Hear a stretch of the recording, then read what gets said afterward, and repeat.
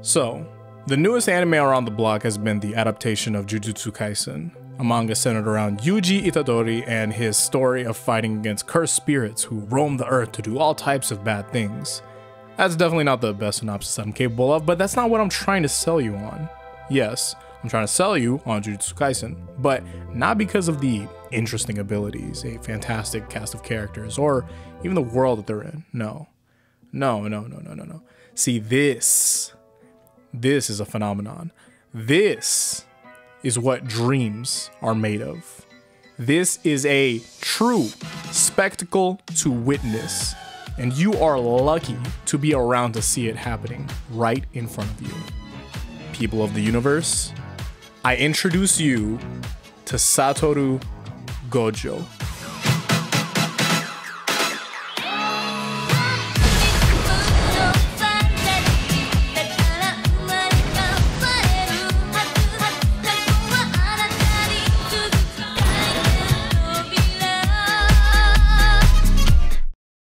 But before we get into this video has been sponsored by Raid Shadow Legends. If you've been on YouTube, you've heard of this ambitious game, which is available on both mobile and PC. You can build your team, develop your champions, and raid your way.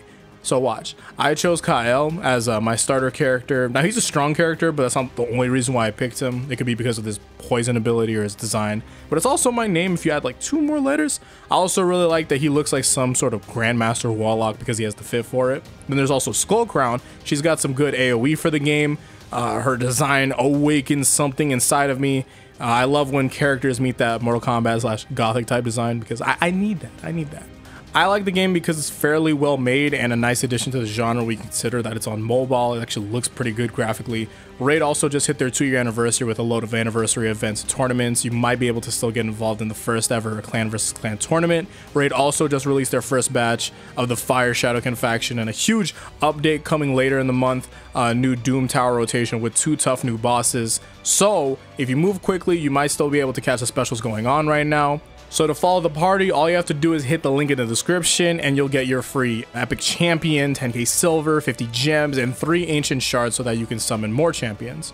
All of that treasure is right here at this button. And like the X-Men video earlier, ads like this let me continue to try different franchises. So yeah, thank you.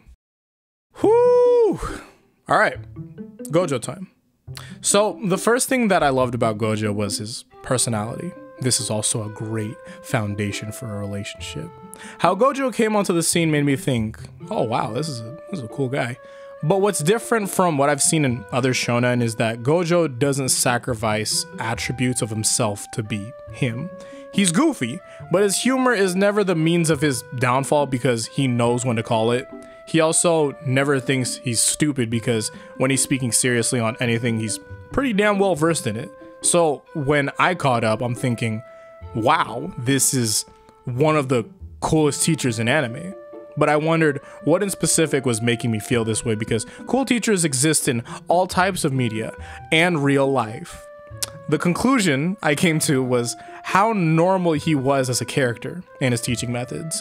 On being normal, when writing fictional characters, sometimes people have the intention of a wise master guiding the protagonist, but there are too many times where we get an over dramatic teacher who doesn't know nearly as much as we thought that they did, especially when we progress with the MC and just completely leave the teacher behind. Gojo's position is that he's looking at us at an eye level and teaching us concepts and what we have to look out for in the most understanding way that we have capable, and that's great. Yuji just got into this world of cursed spirits and we're all learning through him and other characters. It's in everyone's best interest that the teacher knows what he's talking about, or else he's not a teacher in that case. The next thing that I want to focus on is Gojo's fighting energy. It's odd phrasing and seems like a weird thing to pinpoint, but given how cool it was to me, I should mention it here too. Gojo is strong. And he knows he's strong. He knows that there's a gap in strength between him and most sorcerers and cursed spirits, but he won't show it unless you force it. Oh, but when you do, oh no.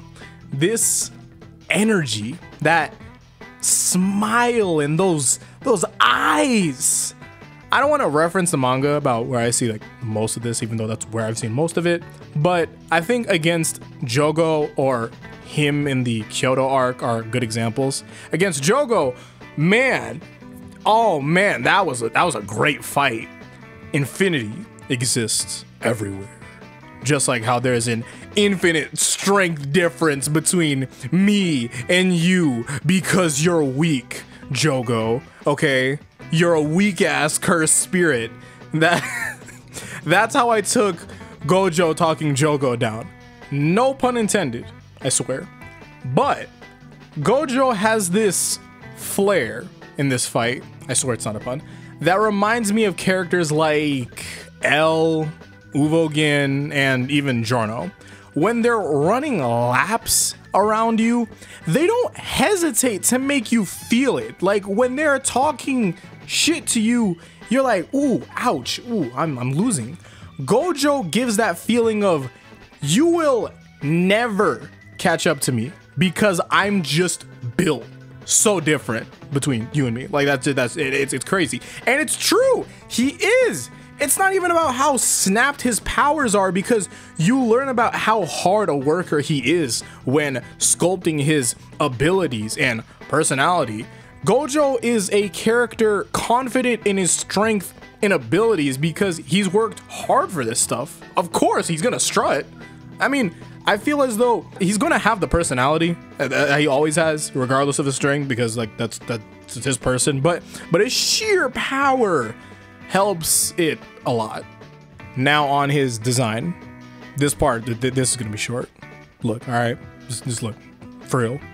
I'm not an artist, but that is a fine ass man. All right, sorcerer fit, I love it. That Adidas but not Adidas fit in the opening, banger. All right, let's go. Violin practice teacher fit at the end of episode 23. All right, honestly, this whole scene was just hilarious. I cannot look at it in a different way.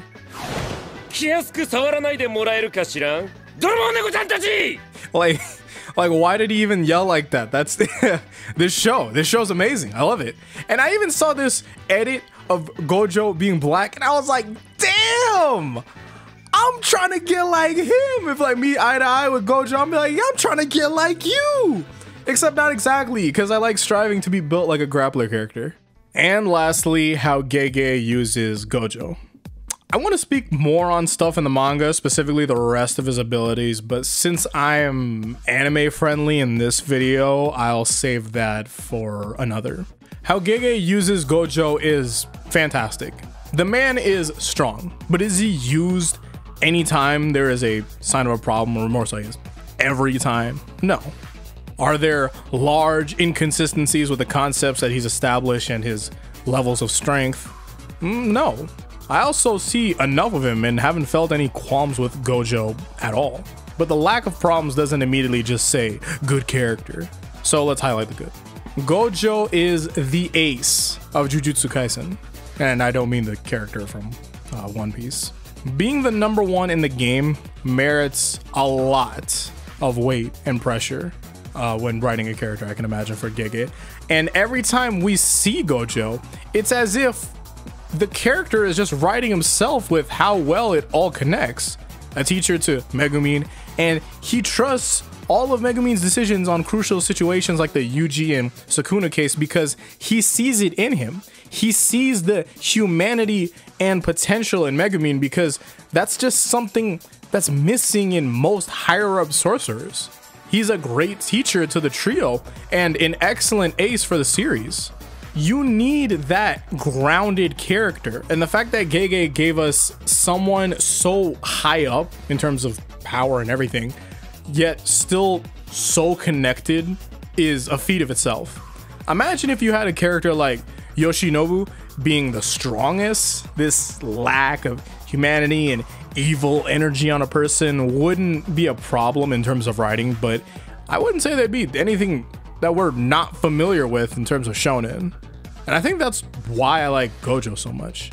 He's such a fresh air to me because we haven't seen something like this in a long time, or really ever. So yeah, I love Gojo. This video was really just the time for me to get everything out because I've been thinking about this banger of a character for a while now. But make sure to comment if you do want to see more JJK stuff, and specifically even JJK manga stuff, because that'd be really cool. I would love to do stuff on that. But thank you all for watching.